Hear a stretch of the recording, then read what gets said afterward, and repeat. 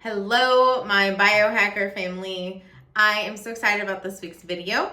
So what I wanted to talk about are some of the biohacks that I did for controlling my A1C through my pregnancy. So as I said in my intro video, I'm 35 years old. I'm 37, almost 37 weeks pregnant right now.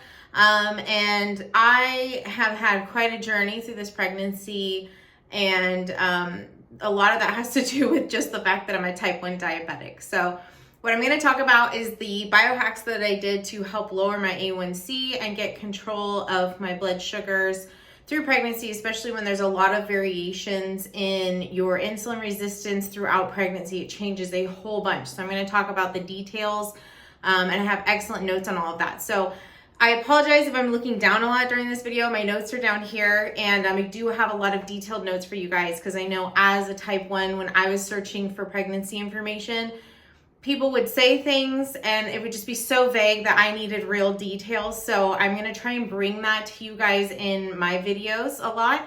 But do know that I'm not a doctor, and I don't recommend that you just do anything that I say because I'm not a doctor. So make sure that you are always consulting with your healthcare professionals before doing anything that I have said has worked for me or that I recommend, okay?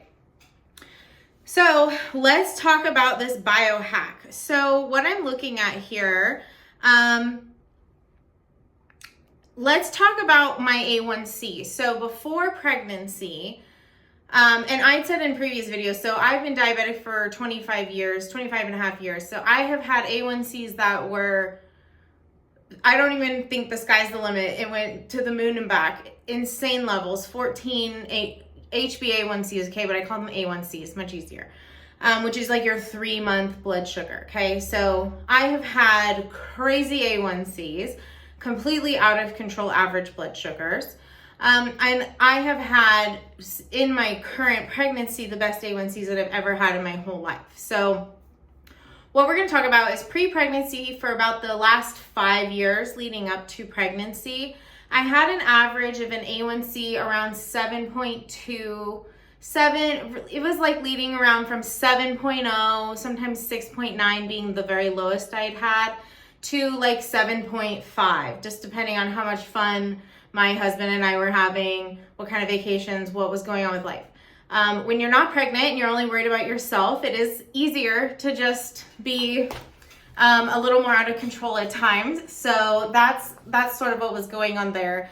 No judgment, right? I totally get it. I live my life. I don't wear a pump. I do shots and I wear a Dexcom. So those are my two things that I've found to be the most convenient for me to live my life and to feel like I'm not completely under a diabetic reign at all times, which is so frustrating to me to feel completely attached to it. And for me, an A1C in the low 7s was a success. And so I was feeling healthy, living my life, still having high blood sugars, but was able to correct it and control it. And I found that acceptable. So leading up to pregnancy, I had an A1C of a 7.2.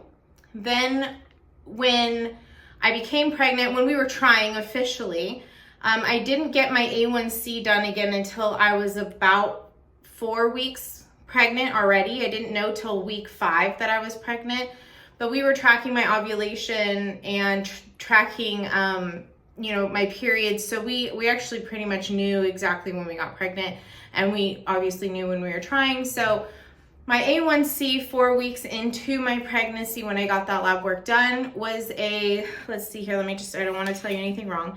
So I had a 6.5 at that time. So I had achieved my lowest before that was a 6.9, which I was so proud of. And so I got even tighter control getting to a 6.5 at that A1C at that time. What I was doing to achieve the 6.5 at that time, it was hard. So I thought like, well, it's no big deal, right? This is for my baby. This is for the health and well-being of another life. I can sustain this for 10 months, by the way. Pregnancy is not just like an even 9 months. So 10 months of doing extremely hard work and stressing myself out to achieve the 6.5 and hopefully lower. But at that time it was 6.5 with what I was doing.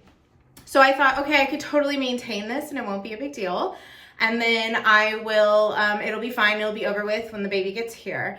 And then around 12 weeks, I realized that's not really doable. It's not going to equal success for me over the long period of time for pregnancy, as well as I want to continue achieving a lower A1C than 7. Now that I was seeing how possible it was, I wanted to find a way to biohack that and make it more achievable for myself long term, so pregnant or not, okay?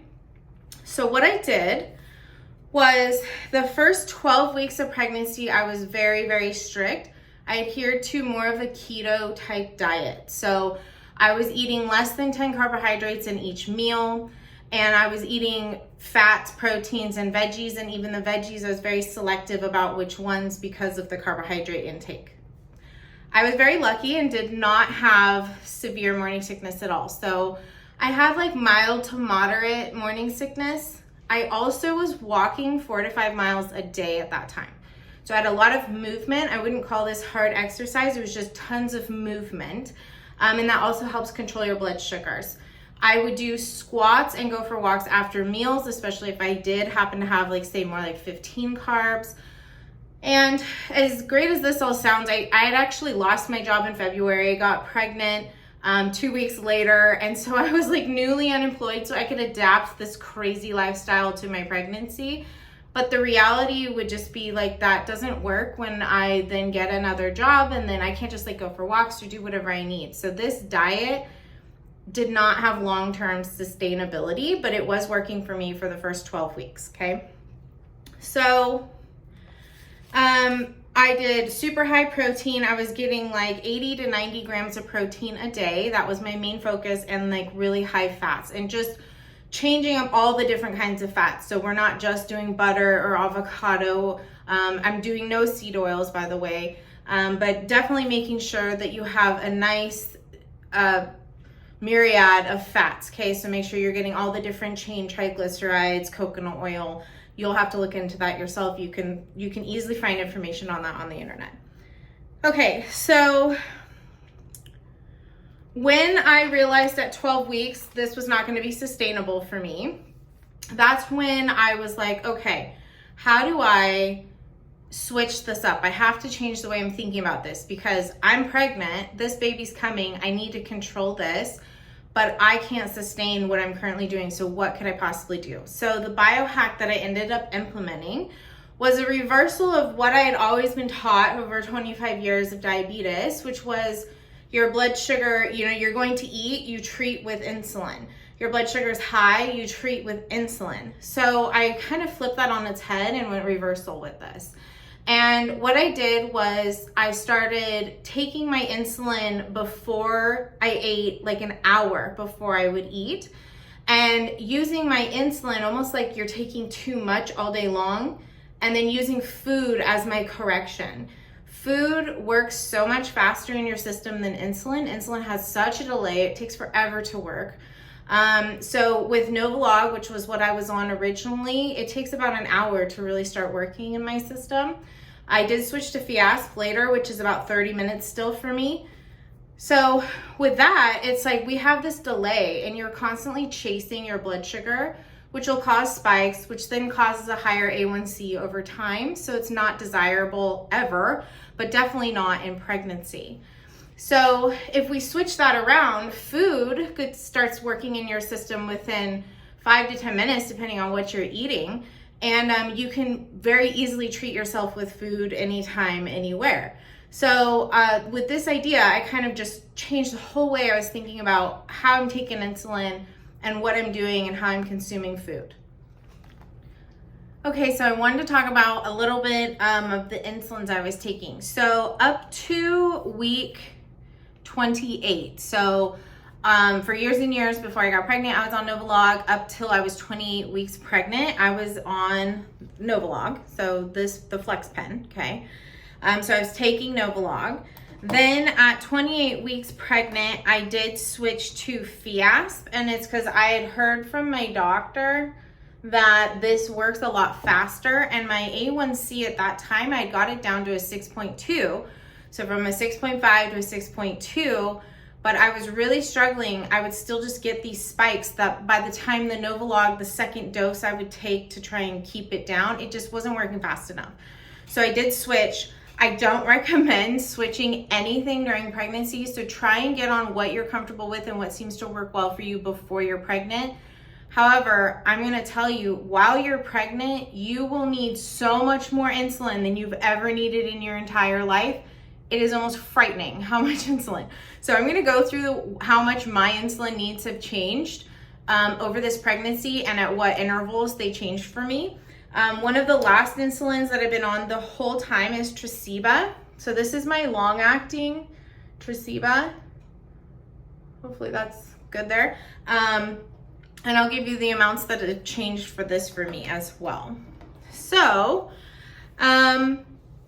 okay, so at 10 weeks pregnant, my long-acting insulin went from, so pre-pregnancy, long-acting, so my Tresiba, I'm taking this once a day. I take it in the morning at the same time every day. Sometimes people do it at night. Morning works best for me. And for that, you guys, just hack on that is just whatever's more consistent. If you always get up at the same time every morning, take it every morning.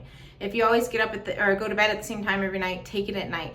I've done both. I did like 10 years always taking it at night. I've done everything. I think doctors recommend, depending on what your blood sugars look like, because they say that it doesn't have a perfect release over 24 hours. So if you go more high at night, take it at night, because the first 12 hours it works better, and vice versa. I honestly didn't really notice that big of a difference, but I go high more easily in the morning through noon. So taking it in the morning does seem to make more sense for me. Okay, so pre-pregnancy, I was taking 18 units a day of my long-acting in the morning.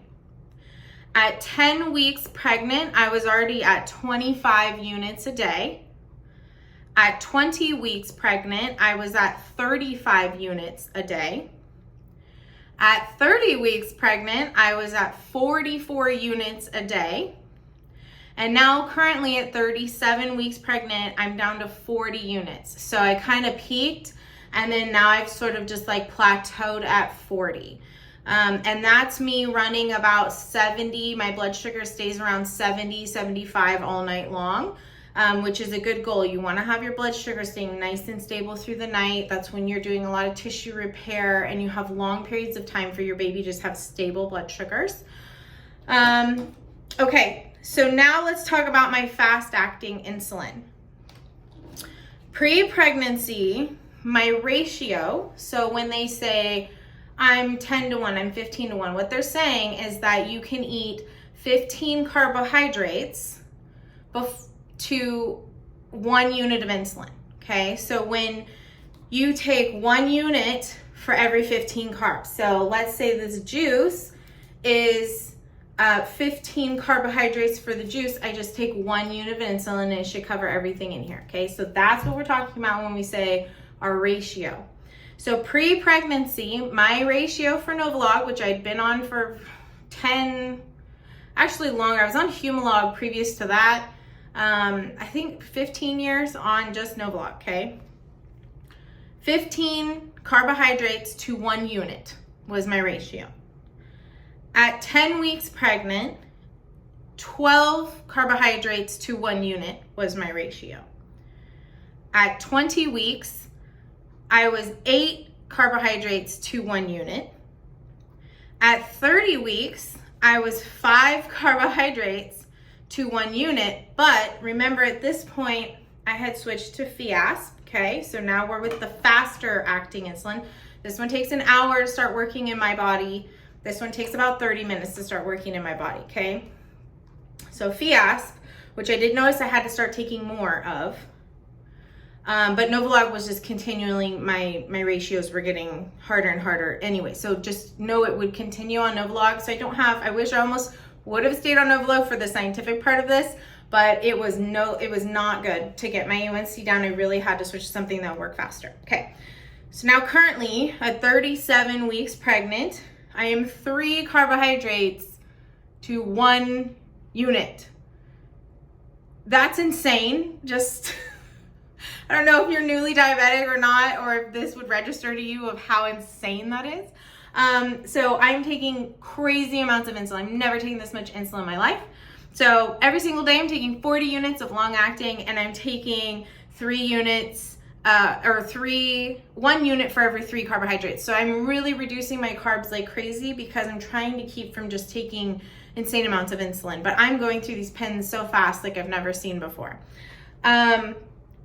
Okay, so let's talk about Fiasp and when I switched to this and a little bit about that. So Fiasp had a really interesting effect in my body. When I first started taking it, I was like, this doesn't work. I don't understand. I would get this like quick drop, but then it would just barely affect my blood sugar. Well, I was taking it at the same ratio that I was taking the Novolog, and for some reason in my body, I have to take a lot more of Fiasp than I did Novolog. What's interesting about Novolog is that, or Fiasp, is that it is Novolog, but it has B vitamin mixed in it. So I had to do some research to figure out like what is different about this, what's going on, why is it affecting some people, like working super great right away, lowering their blood sugar is so awesome, but it's not really working for me the same way. So I know about my body that I have a B vitamin, I have a mutation that affects the way B vitamin works in my body. This is actually pretty common. I believe like 30% of people have this mutation. So if you don't know if you have it, you can get kits, I believe, on Amazon or just somewhere on the internet, look into it. But if you have that mutation, you should know, especially in pregnancy, because it will affect the way that you metabolize B vitamin, which is folic acid. It's really important to have adequate values of that through pregnancy. And the way that you would process like folate and stuff. So it's called the MTHFR mutation or gene, and that's where it's kind of affected in your body. So you would know if you have that, if you've had tests done in the past. If you don't know, you should look into that, okay? I have that mutation issue, so I don't process B vitamin properly, which means that I have to have like a methylated form of B vitamin for it to work good in my body. Well, I think because I have that mutation, this insulin wasn't working like it does for a lot of people in me. So what ended up happening is I have to take a lot more of it. It does start working sooner in my body. So I do notice within 30 minutes, my blood sugar is correcting itself. It is working twice as fast as just Novolog, but it's not working very fast. I mean, it starts kicking in, but it takes like 5 hours to work. So Novolog is in and out of my system in 2.5 hours. I'm done with it. I definitely have to take more insulin an hour and a half into this. I get like this nice little peak from an hour to an hour and a half. It's really bringing me down, and then I don't see much else after that. Fiasp, 2.5 hours in, I'm still like seeing nice slow trends going down. So that was way different. So if you want to think of it like a medium acting in someone like me with the B vitamin mutation issue, which was kind of nice because it got rid of my scary lows. So like when you're going low and you're dive bombing, if you wear a Dexcom, I call it like the double down arrow death. It's like double down.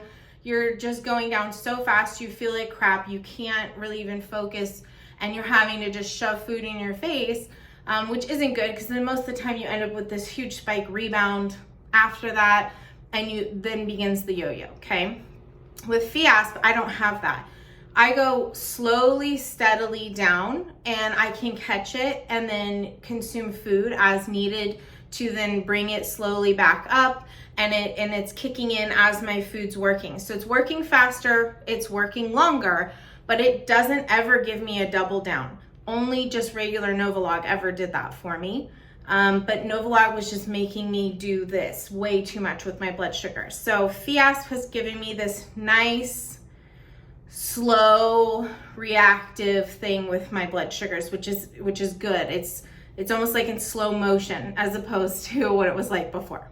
Okay, so let's talk about how I used this one now. So the Fiasp in comparison to my Novolog. So with Novolog, let's go back here. My original insulin up to 28 weeks pregnant, I would take this insulin 1 hour before I ate my food. So you still have to know what you're eating and plan to eat it. and plan to eat all of it. So if you have severe morning sickness, you might really want to scale back what you're doing here and just be careful. But know that you always should have plenty of low supplies and things around your house to eat and consume, okay? So that's the most important part of all of this, because you can't help yourself if you don't have enough sugar in your household to make up for the insulin that you've taken. Also, just sugar water. If you're throwing up a lot, sugar water goes a long ways in just helping you correct your blood sugar when you can't keep anything down, okay? So 1 hour before I'd eat, I'd know how many, carbs. If I'm eating 30 carbs, I can do my ratios and I can take this insulin 1 hour before I'm gonna consume that. I would set a timer on my phone because I'm a hungry girl and I would just be almost wanting to eat too soon. So I'd set a timer to make sure I didn't screw that up, okay? You can also log it in your Dexcom if you use a Dexcom like I do.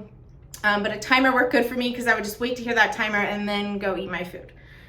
So 1 hour before, then 40 minutes after eating, okay, so now let's say I've taken my insulin, it's been 1 hour, I eat my food.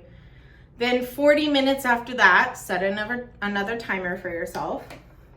If your blood glucose is over 140, so that's my goal. I have an alarm on my Dexcom. If I go above 140, it goes off. So if my blood glucose is over 140 or it's getting close, I take more insulin at that time. Okay, when I was on Novolog. So then treat now at the 140. If you look at your trend arrow, you might take a little bit more if it's going straight up or at a real high up angle. If it's level, you'll just treat as if you were at 140 and know that it's gonna be another hour before this even kicks in. So if anything, I would scale towards taking more insulin than I thought because I can just consume more food if needed. So that was my goal. Take almost too much insulin and then correct with food, okay? Because the insulin takes so long to work and to get going. And then just correct with some food. All right, now FIASP, when I was 28 weeks pregnant, I switched to the faster acting. I would take this insulin 30 minutes before eating, which you can imagine this was life-changing. So if you're hungry, you're going out to dinner, you just take your insulin. So a hack about if you're going out, look at their menu online, figure it out, and pre-plan what you're gonna eat. Take your insulin before you leave the house or on your way there, okay? Do make sure you have stuff with you in case you get there, they can't seat you at a table, they can't get you in, they're closed, whatever, okay? Stuff happens, so make sure you have enough stuff with you to make up for what you took, just in case. Don't ever just take insulin without a backup plan, okay? But anyways, I would look online, we're heading there, take my insulin. So 30 minutes before I would eat, I would take the FIAS. Then I would eat, okay? So then 20 minutes after eating, I would see how my blood sugar is doing. Because remember, this one takes longer to work, but it should have started working within 30 minutes. So what I noticed with FIASP is as I'm eating, it's matching my food. So my blood sugar, let's just say I'm at 100, it's just coasting at 100. It'll be like 101, 99, 101, 99. And it'll just stay like floating in this suspense wherever I was at that time, a half an hour after taking the insulin. So if it's just floating where I want it to, and I know that I didn't eat anything too high sugar, low fat to where it's gonna absorb super fast, then I just leave it alone and I wait another 30 minutes and look again, and you should just still be able to see that nice, still slow trend. Now, know if you don't have the mutation that I have, this could be totally different for you. Then what I do is about the hour and a half mark with FIAS, if my blood sugar's trending a slow arrow towards 140, you can see over time it's going more up than it is staying level or going down, then I take more insulin. And then just remember, this one works a lot faster. So I'm never getting these crazy spikes. I'm really able to keep my blood sugar from going too wild, which with Novolog just wasn't a thing, okay? So I do really like this a lot. It just works so much faster. It keeps me from going to, above 200 and having to correct and then wait to get it back down, and then now I'm low, and the whole thing. Okay, so the idea is, the biohack is, make sure that you are using food to control your blood sugar. It's so backwards, I know, but it works So, so good. So now I have an A1C of 6.2, and this is such good control for me. I didn't even know this was really that possible. And I'm still living my life. I don't feel that restricted. I don't feel like I am suffering. I am eating higher carbs now with the FIASC, and I'm feeling great. Okay. So if you are even more strict than me, you could achieve something much better than this, I'm sure. But this is something that I am happy about and that I feel good about, and me and baby are healthy. So let's talk about really quick some of the things that I like to use for low blood sugar or just controlling that blood sugar, right? So now that we've got this backwards idea, we're taking a lot more insulin through the days and we're taking it a lot earlier, but now we're needing to use food. So you still want to at all times, whether you're pregnant or not, be choosing good foods, not just consuming glucose tablets. They get so horrible and boring anyways. So let's use food to control our blood sugar, and let's choose good foods, okay? So some of the things that I like to do, just because they're non-perishable, I can keep them in my purse, in the car, in the heat, in the cold, whatever. I really like these. They're called That's It. They have different fruits, but they literally just have like cherries and apples in this one. And then of course you'll know exactly how much they are. So this one's 26 carbohydrates for just this little bar. So if I need half, if I need the whole thing, it makes it pretty easy, and it's lightweight. You can put it in a fanny pack, throw it in the glove box, whatever. These are also super lightweight, so fruit leather. I normally get the organic ones. These ones are just the Walmart Great Value brand. So I couldn't find the ones I usually get here where we're at in Georgia. But because my husband and I travel a whole bunch, if you haven't seen my other videos. So we are on the road all the time. We'll be in Georgia now through the birth of the baby. But I don't have my normal like grocery stores or places I would go. So anyways, those I love because look how tiny like and thin they are. You can put this in your pocket. You can throw it in your purse, in the car. They don't spoil in the heat or whatever, okay? The other thing I like to have is just some good old raisins. These are always a go-to for me as well. Again, try to get organic when you can, but you don't have to, okay? All right, the other things I like to have on hand is an apple. Always works great for me when I'm low. Just some oranges. So if you just need like a little boost, a little cutie, it's gonna be like 5 carbs. If you just see it sort of trending down, you just wanna eat a little something and kind of see if you bring it back up. Bananas, these ones work like quite a bit of carbs in me. So unless I'm starting to really go low and I took way too much, I don't usually do the banana. Good old honey. So this works great too. Just do a couple tablespoons or whatever it is that you feel like you need for your correction. So honey's good.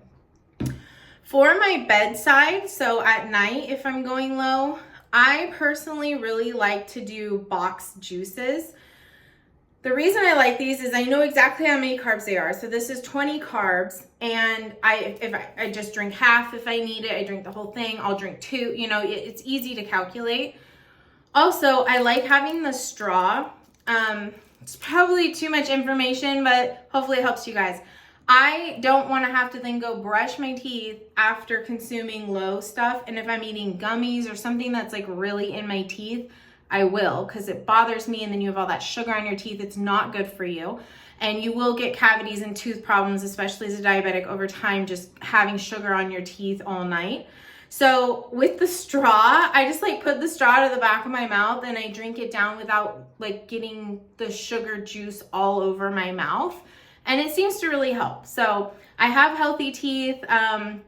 So anyways, maybe that's a little hack for you guys if that could work for you. That's why I like to do the little juice boxes with the straw.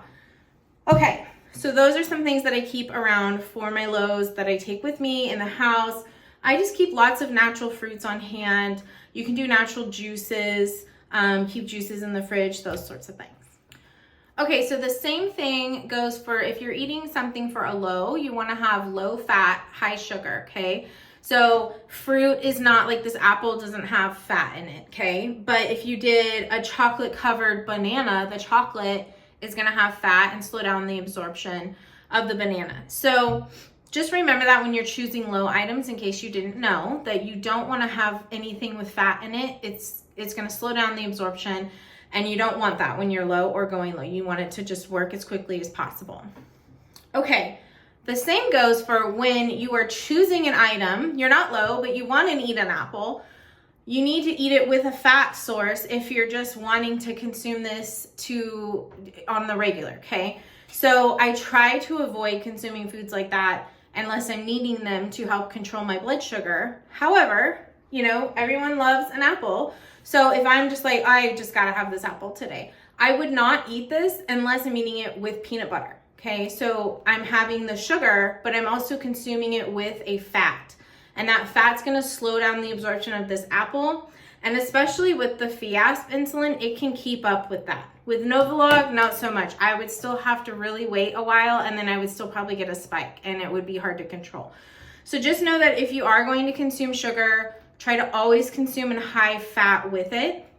Macadamia nuts are also a very high fat, healthy food item that you can mix with fruits and things. You know, chocolate can be high in fat. So just learn that little trick for yourself. It really helps, okay? All right, my Dexcom alarms. I have, if I go over 140, my alarm goes off. And if I go below 60, my alarm goes off. I have turned off all other alarms. It drives me insane, okay? So that is up to you. That's a personal choice. Do what makes you feel comfortable and do what's gonna help you achieve success.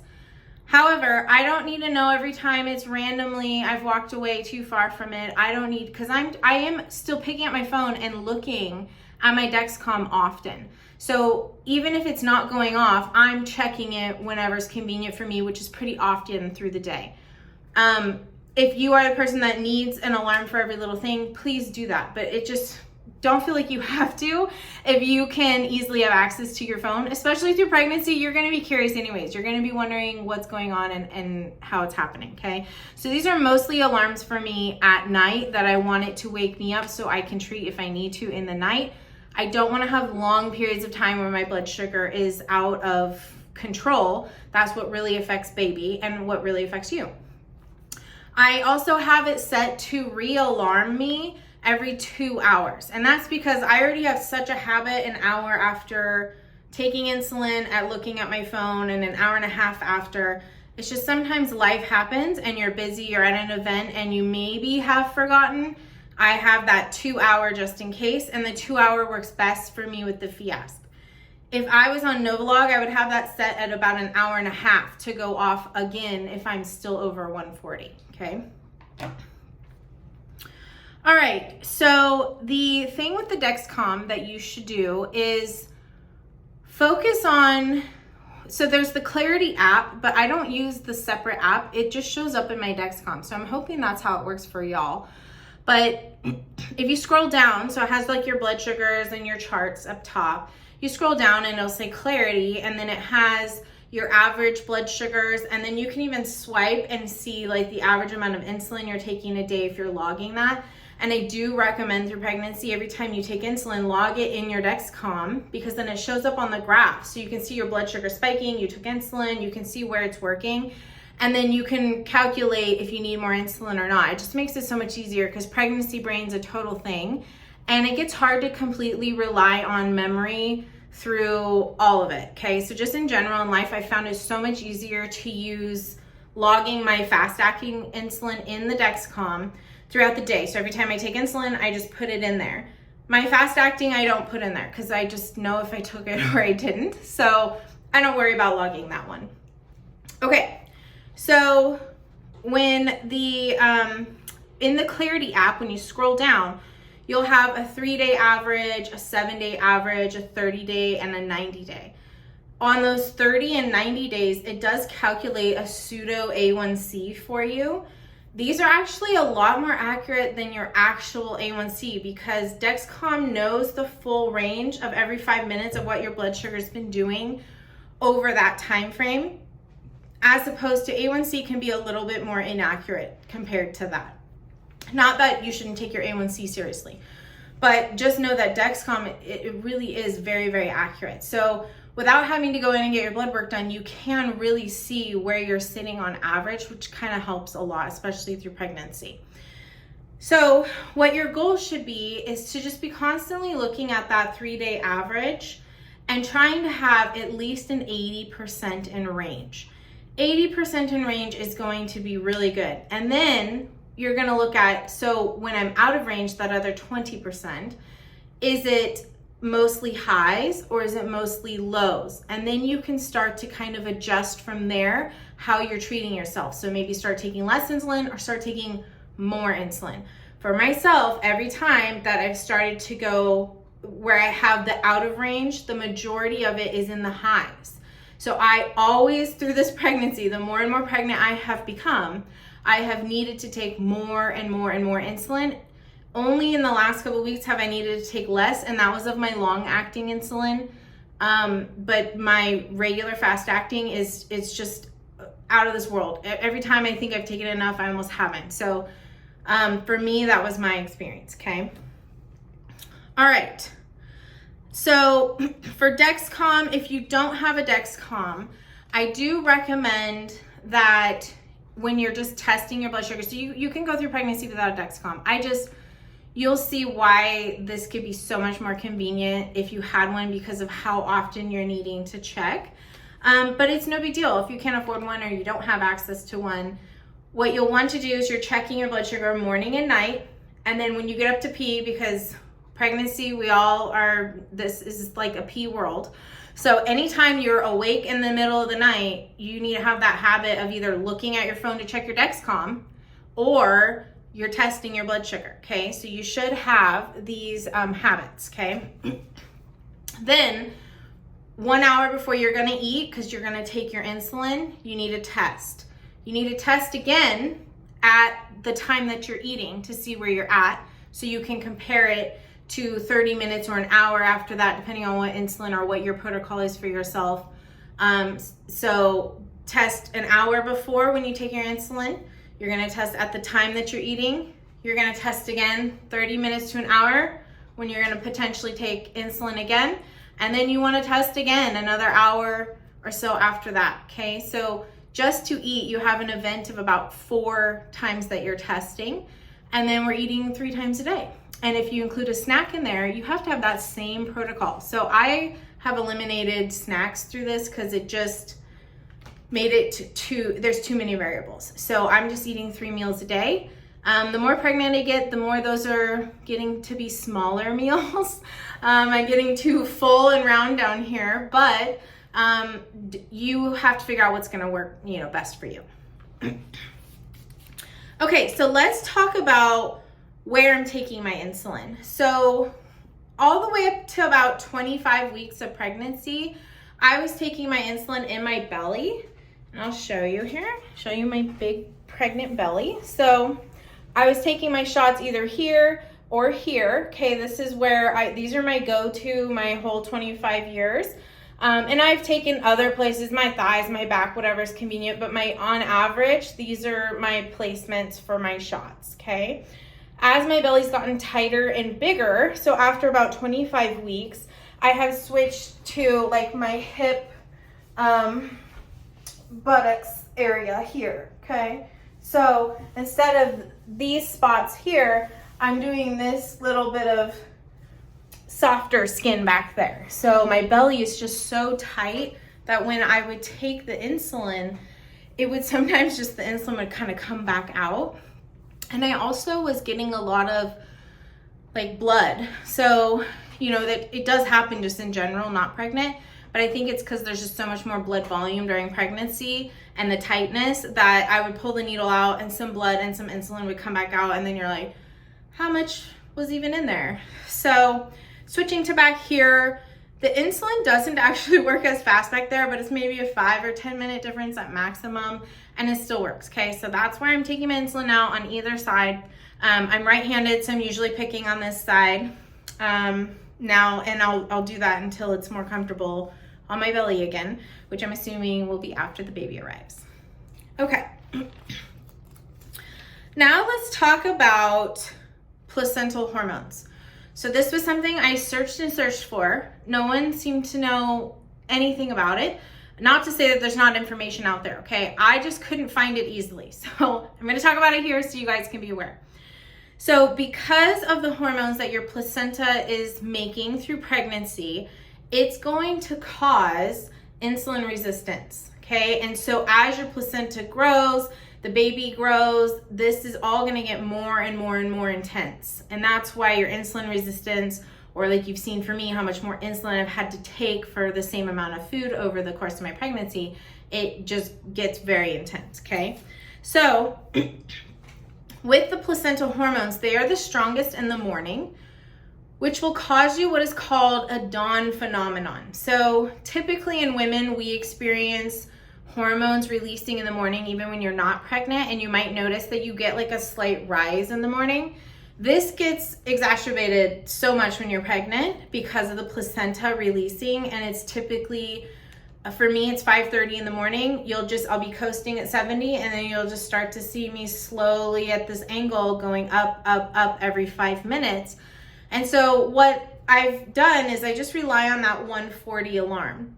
So if I'm not already awake and just take insulin to correct it, to start bringing it down, by about 8 o'clock, my alarm is going off saying, hey, you've hit 140.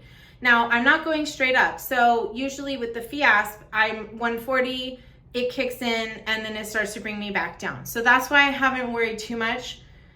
That is something that with a pump, I could see it getting rid of that for you, because you could program your pump to give you more insulin from 5:30 to 10 or whatever you figure out your needs are.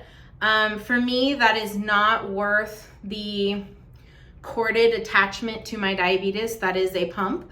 And I still have what I find to be good control of my diabetes without a pump. So not worth it for me. Do what you need to do though, okay? So that's how I deal with that placental hormone.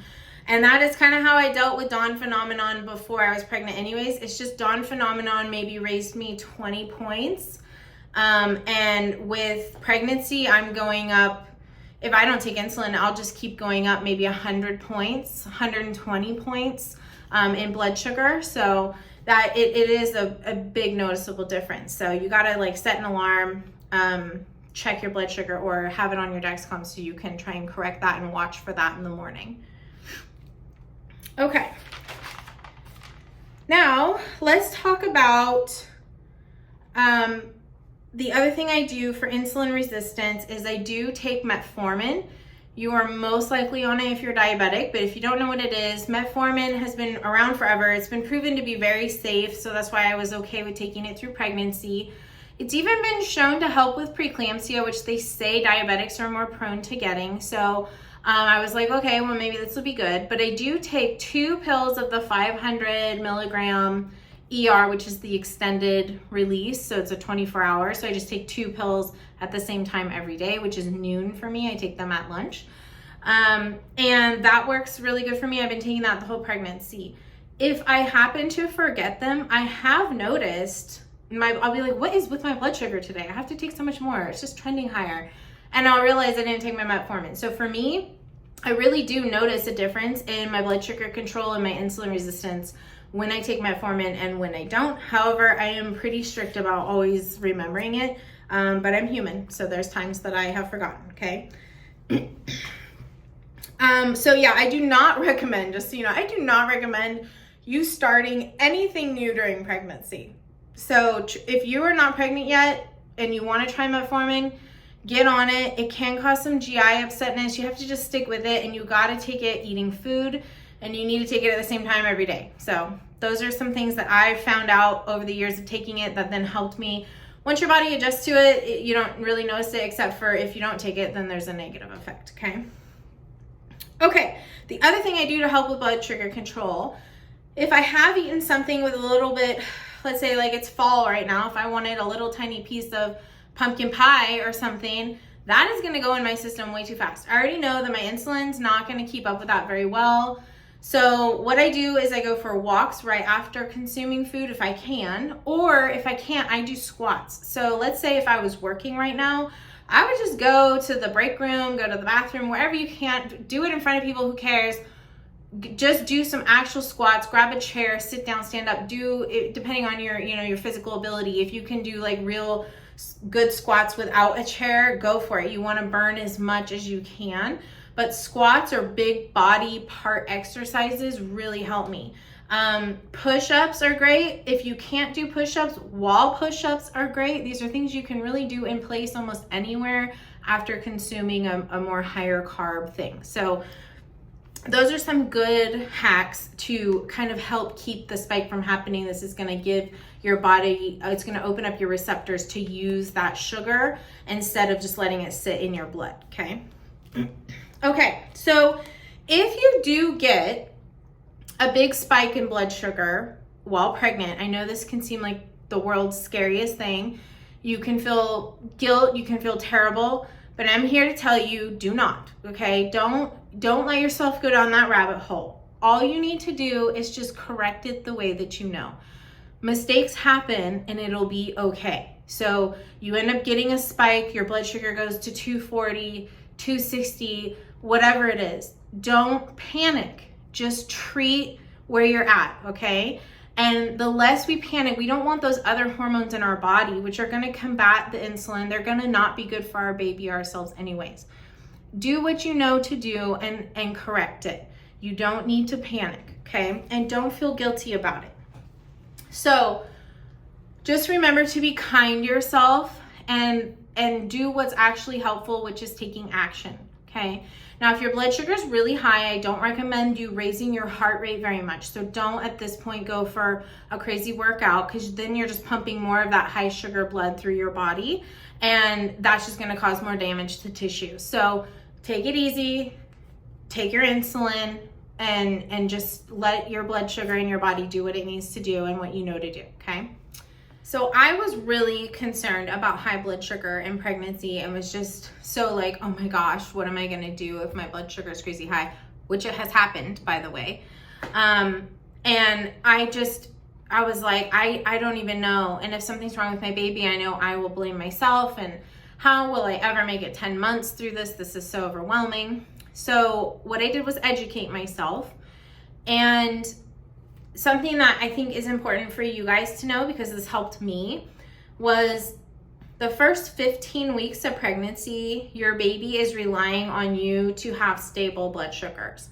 They cannot produce their own insulin, and sugar and high sugar blood does obviously pass through the placenta to your baby. So the first 15 weeks, whatever your blood sugar is, that is what your baby's blood sugar is.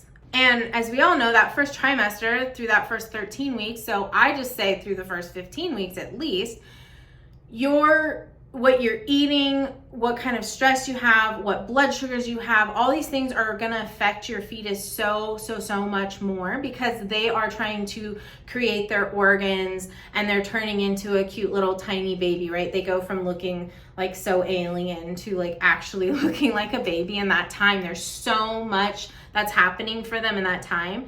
So having really tight control in the beginning is the most important time to have very tight control, because your child will be relying on whatever your blood sugar says it is. That's their blood sugar too, okay? After 15 weeks, your child has a pancreas, which, what cruel world are we living in that my pancreas isn't working? Type 1 diabetic here, but I've made one that's working. Just saying, interesting fact. But also so glad he has a pancreas. Anyways, so after 15 weeks, now what's happening is an insulin, just so you know, your insulin is not passing through the placenta, okay? So just your blood sugar, okay? So your blood and your blood sugar, right? So your blood's passing through the placenta to your baby. Their body's recognizing as it's going up, oh, it's going up. So their pancreas is creating insulin to control that blood sugar. So after 15 weeks and beyond, what the main concern ends up happening or becomes is that your child could grow too large, because they're almost being overfed. They're having this high sugar diet because your blood sugars are out of control, your blood sugars are really high. So if you have a blood sugar spike to 260 and then it comes back down, we just had this spike and it comes back down, your baby's body is able to deal with that and handle that. I'm not recommending it. I'm just saying don't panic. It's not the end of the world. You will be fine. Your baby will be fine. And this is something I needed to hear, and I'm hoping that me telling you this is helping you, okay? So spikes are not the same as you're at 260 all day long. This is very different. That is going to affect them through the growth they have during that time, as well as is going to make them be gaining weight because they're having to consume so much sugar and their body's producing so much insulin, and then now this is making them grow bigger, okay? So having extended long periods of high blood sugar is where your concern needs to be. If that's happening, you need to talk to your doctor or adjust your own care in a way that's going to keep that from happening. A spike in blood sugar is not as big of a deal. However, try and mitigate it as much as possible, okay? Now for low blood sugar, this doesn't actually, from what I could find on the internet, it doesn't seem to affect the baby as much. It's really, your blood sugar goes low, you treat it, you come back up. So unless you had some super extended long period of time that you were low, which just doesn't really happen. And honestly, babies can handle pretty low blood sugars even into the 40s without problems, even outside of your body when they're born. So unless low blood sugar really caused you a major event of some kind, it's not really affecting your baby either. So low blood sugar, just correct it. But it's really not gonna affect them at all or even in the same way. So don't worry too much about lows. It's affecting you much more than it's affecting them, I guess is what I'm saying. Okay. All right, so we talked about high blood sugar, low blood sugar, being kind to yourself, okay? With baby's growth, so I have had an A1C from either 6.5 down to 6.2, 6.3 in this pregnancy. So I'm not even close to perfect. And my child's growth has been spot on. There's been nothing wrong with his size. So that's reassuring. I have definitely had spikes in blood sugar. I have had difficult days with blood sugar. And he's doing just fine. So his movement is fabulous. He's pretty wild in there, which is fun and reassuring. But he has tons of movement. His growth is normal. His anatomy scan at 21 weeks is when we got it done. Totally normal. There, as far as anyone can tell, nothing's wrong with this child, okay? So, and I am 35 years old, so I'm considered an old pregnant lady, okay? So that's also usually a concern. I've had diabetes for 25 years, usually also a concern, right? But everything's going fabulously for me. I hope it is for you too, but I just want to tell you this so you can hopefully just realize that like it's okay and your body's made to do this and it will do this. And honestly, if anything, you'll suffer before your baby will. Your body knows to protect that child and give them what they need. But know that you might end up suffering because of it. So if you're not eating enough calcium, it's taking it from you and your bones and giving it to your baby. So your baby might end up okay, but you're going to suffer. So that's why it's really important to take care of yourself through pregnancy with the right nutrition and the right supplements, those sort of things. Okay. Kind of at the end of this video, just to give you like an update. So 37 weeks pregnant, 35 years old, diabetes for 25 years. My A1C is a 6.3 actually currently. And I have no signs of preeclampsia. I have had no swelling, which is phenomenal. My husband and I drove across the US and I got a little bit of swelling in my ankles driving across the US in 4 days. So for my age and my condition and how pregnant I was at that time, which was 34 weeks pregnant, I think that's a win. Phenomenal. Okay. My blood pressure has been awesome. And I have gained 30 pounds. Okay. So I have gained 30 pounds through this pregnancy. I am not surprised because of how much insulin I have had to take. So to me, not a surprise. I'm assuming around 15 pounds of that at least is my baby, the water, my breasts are swelling. So I'm not really concerned about my weight at all, but I have tracked it just to see, what's happening over the progression. And this last trimester have not been gaining weight. I've just been getting a lot bigger, but my weight, I've only gained like 2 pounds over this whole last trimester so far. So that's been interesting to me. I've also been told not to be worried or concerned about that. So the majority of that weight gain was first and second trimester. And do remember, I did not suffer with morning sickness. So maybe if I would have, I would have like maybe gone down first before going up. I never lost weight the whole time. I have only steadily gained weight and I've noticed it with my insulin needs, right? So my insulin needs go up so much, then my weight also just kind of follows. All right. That's mostly it. So just remember that, you know, I'm not even close to perfect. You don't have to be either, and it'll be just fine. I'll be watching for comments. So if you guys have questions, I would love to try and answer any of your questions if I can. But I'm mostly here to support you and to just show you like a normal person going through diabetes and pregnancy. Thank you for watching this video. Remember, the best way to support each other is to actually like and subscribe. But even liking this video helps other people find it, which is why I started this channel, because I couldn't find the help or support that I felt like I wanted or needed through this pregnancy, and even just for diabetes in general, because after this pregnancy, we're still just gonna talk about all kinds of things about biohacking diabetes in our bodies and how this all works. So we're here to have a great community, so hopefully you like and subscribe. Thank you so much for watching this whole video. I know I'm long-winded, but I'm gonna try and at least do a video once a week, maybe more, but we'll see how it goes because my imminent labor is coming soon. So I'll keep you guys updated. Thank you so much, my biohackers. Talk to you soon.